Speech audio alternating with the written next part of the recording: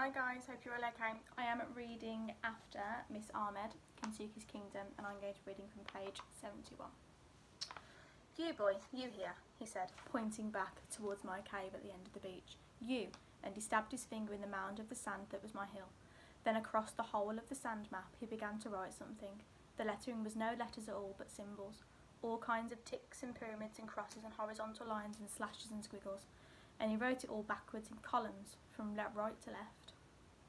He sat back on his haunches and tapped his chest. Kensuke, Kensuke, my island.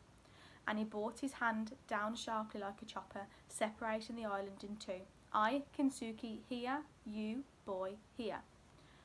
I was already in no doubt as to what he meant. Suddenly, he was on his feet again, waving me away with his stick. Go, boy, no fire, Demida, no fire, you understand?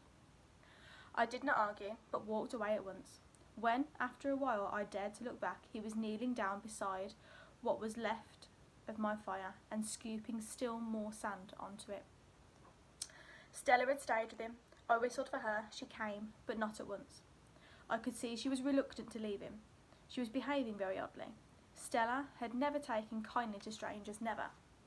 I felt disappointed in her, a bit betrayed even. When I next looked back, the fire was not smoking at all. It had been completely smothered, and the old man was nowhere to be seen. For the rest of the day, I stayed in my cave. For some reason, I felt safe there. I suppose I had already begun to think of it at home. I had no other. I felt as an orphan must feel, abandoned and alone in the world. I was frightened, I was angry, I was completely bewildered. I sat there trying to gather my thoughts, so far as I could tell, though I couldn't be sure of it. There were only two of us on this island, the old man and me, in which case it stood to reason that only he could have left me the fish and the bananas and the water. Surely that had been an act of kindness, a sign of friendship and welcome. And yet now this same man has banished me to one end of the island, as if I was a leper, and had made it quite clear that he never wanted us to ever meet again. All because I had lit a fire. None of it made any sense at all, unless he was out of his head and completely mad. I took a long, hard look at my situation. I was marooned on an island in the middle of nowhere, very probably with a madman for company, and a bunch of howling monkeys, at least one orangutan amongst them, and God knows what else might be hidden in the forest. A million of mosquitoes that could eat me alive every night. I only knew one thing, I had to get away, but how? How was I ever going to get off the island unless I could attract attention of some passing ship? I could be here for the rest of my life. The thought didn't bear dwelling on. I wondered how long the old man had been on the island, and what might have brought him here in the first place. Who was he? And who was he anyway? To tell me that I could and could not do, or what I could and could not do, and why he had put out my fire. I curled up in my cave, closed my eyes, and just wished myself back home, or back on the Peggy Sue with my mother and father. Such wonderful dreaming almost lulled me to sleep, but the mosquitoes and the howling from the forest soon dragged me back into consciousness to face once again all the appalling implications of my wretched predicament. It came to me suddenly that I had seen the old man's faces somewhere before. I had no idea how that could be. As I lay there pondering this, I felt the piece of glass in my pocket pressing into my hip. My spirits were suddenly lifted. I still had my fire glass. I would build my fire again, but this time, somewhere, he couldn't discover it, or he wouldn't discover it. I would wait for a ship to come, and then I would survive. The old man had survived in this place. If he could, I could. And I could do it alone too. I didn't need him. I felt hungry again, and thirsty too. Tomorrow I would go into the forest and find food for myself. I would find water, somehow or other. I would catch fish too. I was good at fishing. If I could catch them in the reservoir back home and off the Peggy Sue, then I could catch them here. I spent that night cursing the hordes of whirring insects that were homing in on me, and the chattering forest that would not be silent, that would not let me be.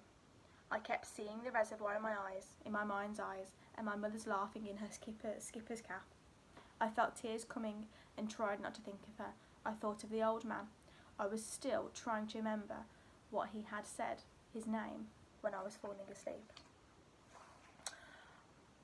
I awoke and knew at once that he had been. It was as if I had dreamt it. Stella seemed to have dreamed the same dream, for at once she was bounding up onto the rocks above the cave. She found what she clearly expected there to be. Her bowl of water full again. And there too, on the high shelf of the rock beyond her, was the same upturned tin, my water bowl beside it, just as it had been the morning before. I knew it would be full, and I knew as I lifted aside the tin that the food would be there again. As I sat there cross-legged on the rock, chewing ravenously on my fish and throwing pieces down for Stella to catch, I realised exactly what he meant to imply by this. We were not friends. We would not be friends. He would keep me alive, keep Stella alive, but only so long as I lived by his rules. I had to keep to my end of the island, and I must never light fires. It was all quite clear. With any real hope of immediate rescue diminishing day by day, I became more and more resigned. I knew I had no choice but to accept his terms and go along with the regime. For the moment, he had now marked out a frontier, a boundary line in the sand, from the forest down to the sea on both sides of the island, and he renewed it frequently, as often as it needed to be. Stella strayed over it, of course. I couldn't prevent her, but I did not. It wasn't worth it. In spite of the animosity I had seen in his eyes and that huge knife in his belt, I didn't really think he would ever hurt me, but I was frightened by him, and because of that, and because I had too much to lose, I did not want to confront him.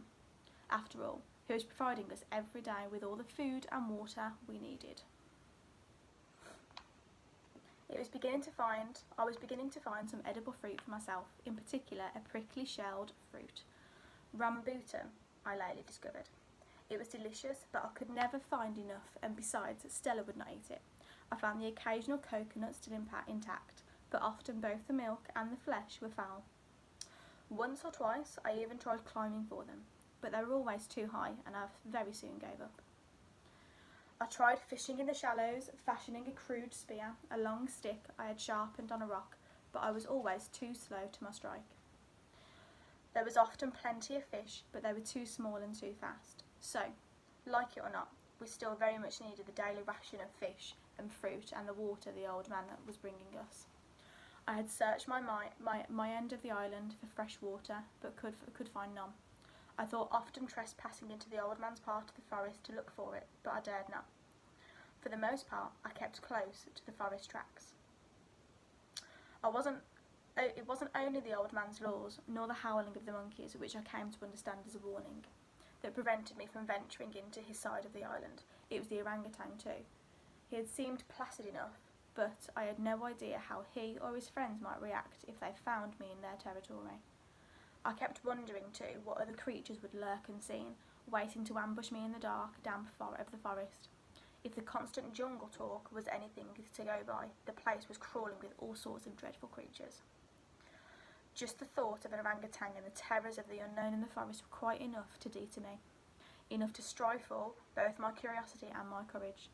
So I kept largely to my beach, my cave, and the forest track upon my hilltop. From high on my hill I did catch the distant glimpse of the old man. Often in the mornings I would see him spear fishing in the shallows, sometimes alone, but often accompanied by a group of orangutans, who sat on the beach and watched him. 14 or 15 of them I counted once. Occasionally he would be carrying one of the young on his own back. When he moved amongst them, it seemed almost like he was one of them. Time and again I tried to stay awake until the old man came with the food at night, but I never managed it. I never even heard him, not once, but every morning the water would be there, the fish too. It often tasted smoky these days, which I liked better. The fruit would not always be the same. Much of it was strangely scented and not at all to my liking. I ate it anyway. Besides, bananas and coconuts and berries, he would leave me breadfruit and jaw jackfruit. At the time, of course, I had no idea what they were. I ate everything, but not so greedily now. I would try to save some of the fruit for an evening meal, but I could never bring myself to save the red bananas, as they were just too delicious not to eat all at once. That is me done, guys. Somebody will read the next part of the book for you. Hope you all have a lovely day. Bye.